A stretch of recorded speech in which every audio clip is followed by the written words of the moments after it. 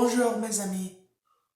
Aujourd'hui, on va lire le livre Le Petit Prince pour Antoine de Saint-Exupéry.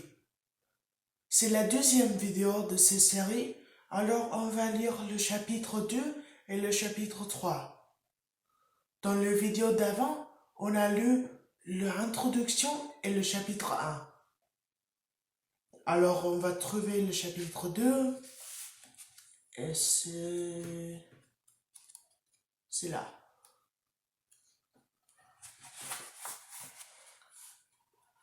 Chapitre 2. Le Petit Prince. J'ai ainsi vécu seul, sans personne qui avait parlé véritablement, jusqu'à une panne dans le désert du Sahara il y a 6 ans. Quelque chose s'était cassé dans mon moteur. Et comme je n'avais pas avec moi ni mécanicien ni passager, je me préparais à essayer de réussir tout seul une réparation difficile. C'était pour moi une question de vie ou de mort. J'avais à peine de l'eau de boire pour 8 jours. Le premier soir, je me suis donc endormi sur le sable à 1000 milles de toute terre habitée. J'étais plus isolé qu'un naufragé sur un radeau au milieu de l'océan. Alors, vous imaginez ma surprise au lever du jour quand une drôle de petite voix m'a réveillé. Elle disait: S'il vous plaît, dessinez-moi un mouton. Hein? Dessinez-moi un mouton. Je sautai sur mes pieds, comme si j'avais été frappé par la foudre. J'ai bien frotté mes yeux.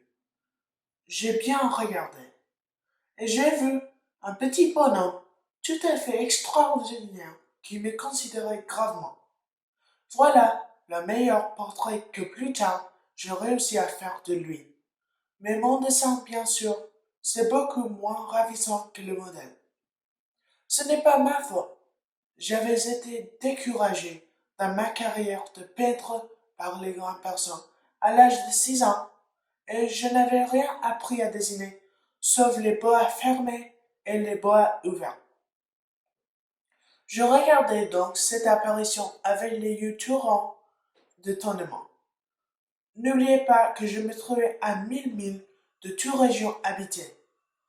Or mon petit bonhomme ne me semblait ni égaré, ni mort de fatigue, ni mort de faim, ni mort de soif, ni mort de peur. Il n'avait rien l'apparence d'un enfant perdu au milieu du désert à 1000 milles de toute région habitée. Quand je réussis enfin de parler, je lui dis: Mais qu'est-ce que tu fais là?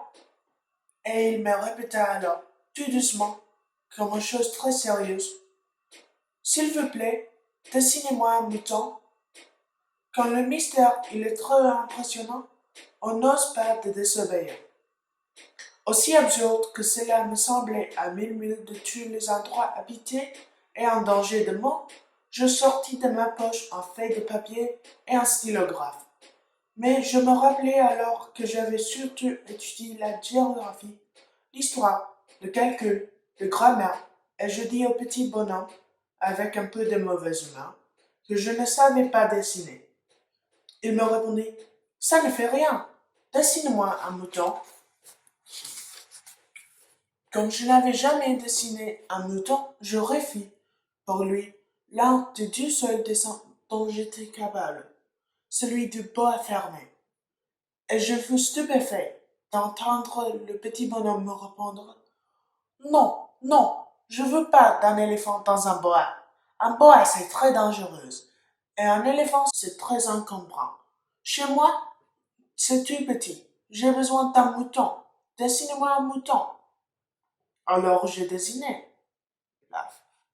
Il regarda attentivement. Non, celui-là est déjà très malade. Fais un autre. J'ai dessiné.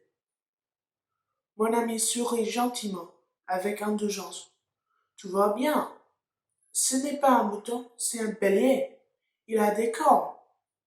Je refis donc encore mon dessin. Mais il fut refusé comme tous les précédents. Celui-là, il est trop vieux. Je veux un mouton qui vive longtemps.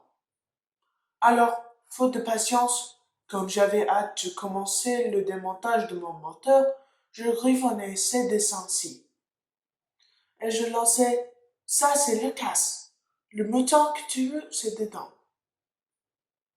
Mais je fus bien surpris de voir s'illuminer le visage de mon jeune juge.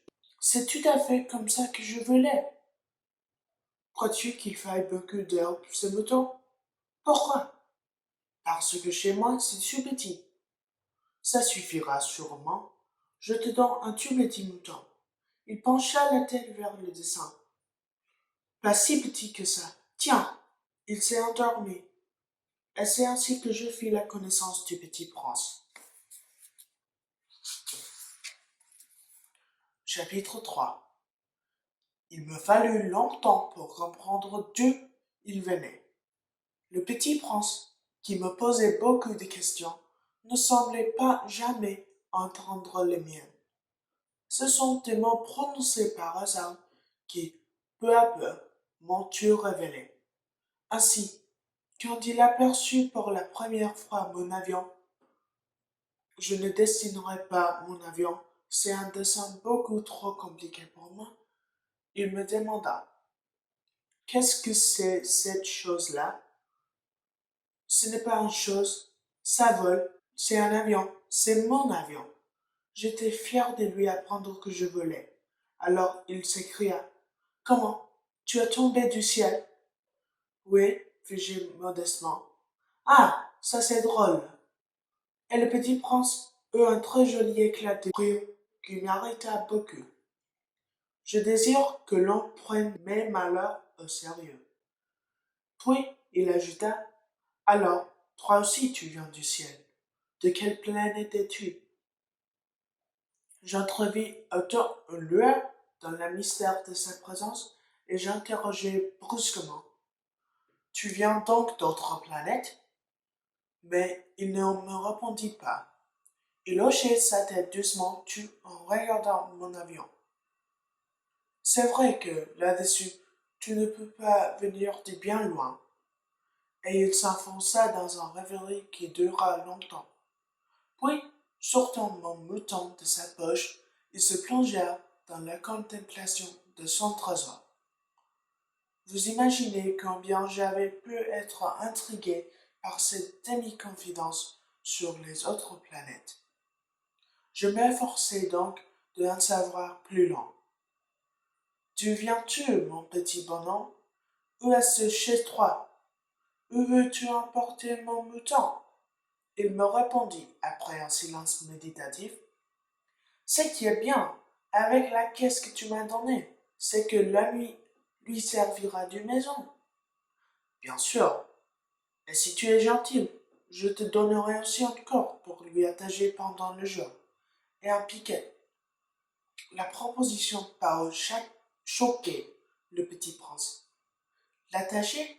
Quelle drôle d'idée! Mais si tu ne l'attachais pas, il ira n'importe où et il se perdra. Et mon ami eut un nouvel éclat de rire. Mais où veux-tu qu'il aille? N'importe où, droit devant lui.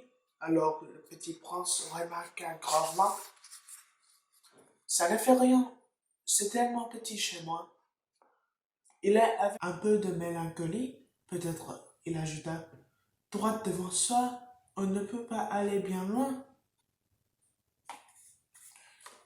Et là sont les chapitres 2 et 3 de le livre Le Petit Prince. Dans ce chapitre, on a connu le Petit Prince pour la première fois et le pilote Antoine de Saint-Exupéry a dessiné un mouton pour ces mystérieuses personnes. Merci d'écouter et n'oubliez pas de me rejoindre autrefois pour une vidéo encore.